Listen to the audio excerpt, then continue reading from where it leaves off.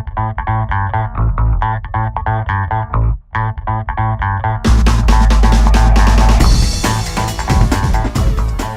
right, we've got faith. So the faith category of our foundation also has two key components. Now, faith is your spiritual connection. It can look any way. Like, I am a Christian, I believe in God and Jesus Christ. I teach from that place. You could have a connection to God in a different way than I do. But here's the thing, guys. In the end, my experience, it all comes down to the same thing. It's about connection. It's about receiving connection to our Heavenly Father, to God, our higher power. That's what we're going for. I firmly believe that we are spiritual beings in a physical experience. There was something before we came here and there is something after. But while we're here, our goal is to create that connection. And I've been in lots of different places in my life where I've had really good connections and then I've had really crappy connections. And every time I look back on those situations, hands down, when I am not connected, there's a reason. I'm not doing things in my life to create the connection. I'm not picked on. I'm not woe is me. I'm literally not doing something to create that. So we're going to create space for that connection to happen because we want to be connected. So faith, you have your first half point is going to be, I want you to find something that gives you a connection, whether it be reading, whether it be studying something, whether it be listening. There's tons of things out there, and this looks different for every one of my clients. It is getting clear on what you want with your spirituality. Where do you want to go? So that's where we get to discover. So it's about learning. So we're going to learn and we're going to expand. Okay, so our first half point is we are going to indulge and we're going to dive into learning, expanding to create a deeper meaning. You can either take it to a religion base if you want to learn more about the religion you're in, a different kind of religion. You want to learn more about spiritual connections, even meditation, which is part of your faith category as well, which brings me to my next half point. So the next half point, meditation. So this word is so funny because when I teach my girls about meditation, I always get this blind deer in headlight look because people think, is she going to make us sit there and go, oh, maybe.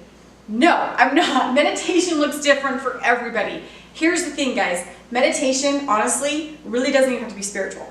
It can be. It doesn't have to be faith-based. It can be. But all it is creating space for you to be still. Okay? As women, as moms, in today's society, everything is moving so fast. And there are so many areas that we need our hands in, right? We've got the kids, we've got spouse, we've got the house, we've got like ourselves, we have, some of us run businesses, some of us are in careers, and before we know it, the end of the day comes and it's like there has been no silence, right? Nothing for us to connect.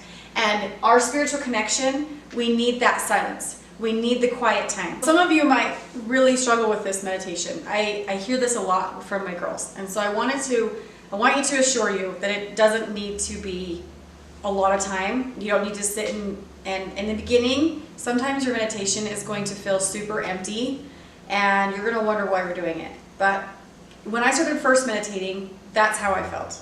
But I kept with it.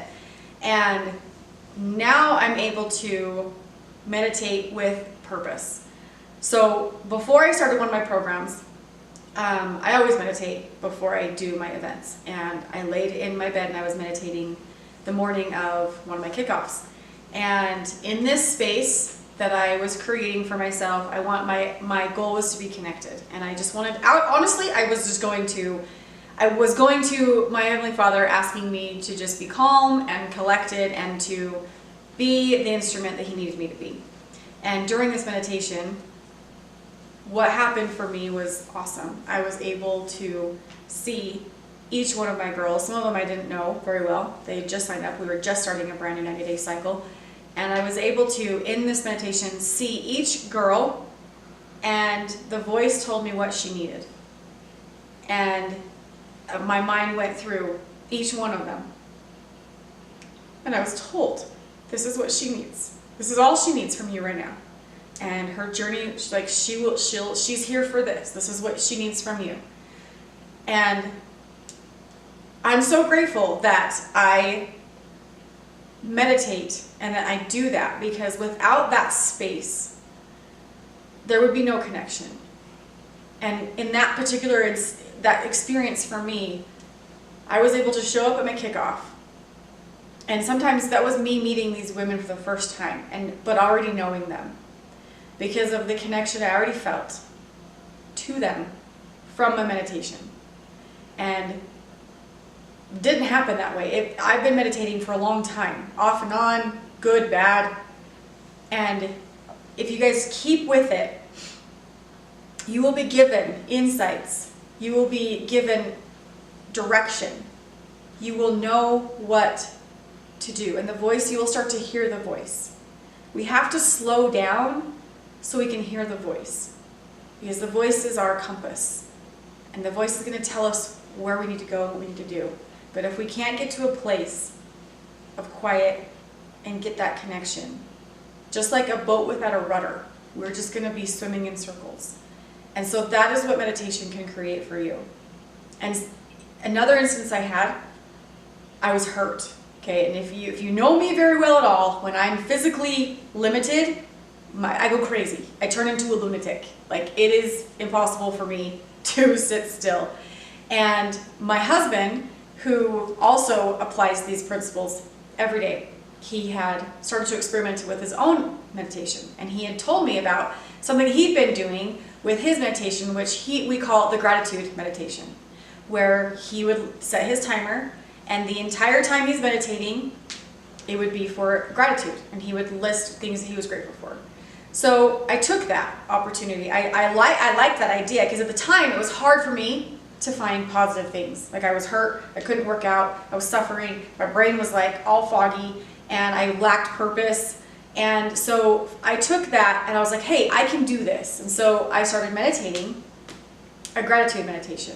And in the beginning, it was 5 minutes. Like, I don't want you guys to overcomplicate it. Don't set your timer for half an hour and then be like this. I have to sit here for half an hour and do this for half an hour. I did 5 minutes. And in the beginning, I was really struggling with my body because I had a broken foot.